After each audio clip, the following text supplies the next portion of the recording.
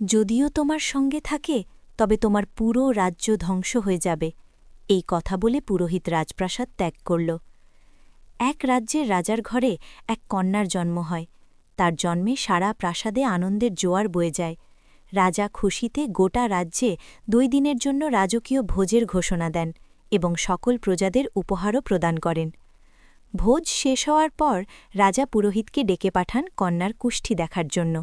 পুরোহিত কুষ্ঠি হাতে নিয়ে তা ভালোভাবে পরীক্ষা করেন, কিন্তু কুষ্ঠিতে লেখা এক অদ্ভুত ভবিষ্যদ্বাণী দেখে তিনি অবাক ও লোভে পড়ে যান।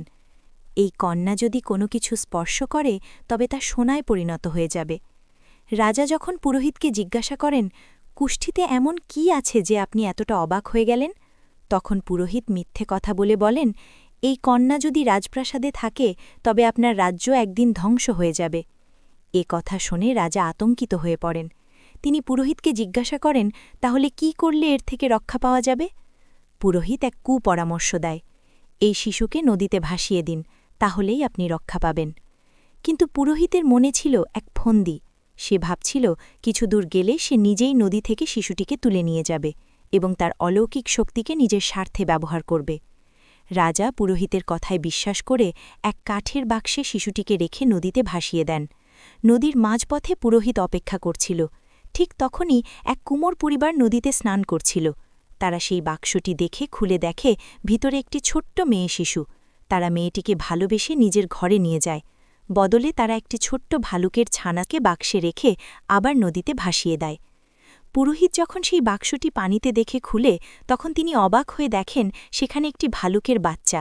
সেই ভালুক তাকে আক্রমণ করে এবং মেরে ফেলে। মৃত্যুর আগে পুরোহিত নিজের রক্ত দিয়ে একটি শ্লোক লিখে যায়, মনোইচ্ছা সর্বনাশী, দেব ইচ্ছা প্রবলং, রাজ্যকন্যা রাজগড়, বিপ্রভক্ষয় ভালুকং। এই শ্লোকের অর্থ আমরা শেষে ব্যাখ্যা করব। অন্যদিকে কুমোর পরিবারে বড় হতে থাকে সেই কন্যা। সে যে জিনিসই স্পর্শ করে তা সোনায় রূপান্তরিত হয়। এই অলৌকিক ঘটনা চারদিকে ছড়িয়ে পড়ে। অন্য এক রাজা যখন এই খবর জানতে পারেন, তখন তিনি নিজের পুত্রের সঙ্গে কুমারী কন্যার বিয়ের প্রস্তাব পাঠান।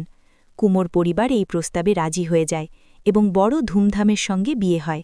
বিয়ের পর সেই কন্যা আবার রাজপ্রাসাদেই ফিরে আসে এবং সুখে শান্তিতে জীবন কাটাতে থাকে। নিষ্কর্ষ: পুরোহিত তার মৃত্যুর আগে যা লিখেছিল তার অর্থ হল, মানুষ যা ভাবে তা সবসময় সত্যি হয় না।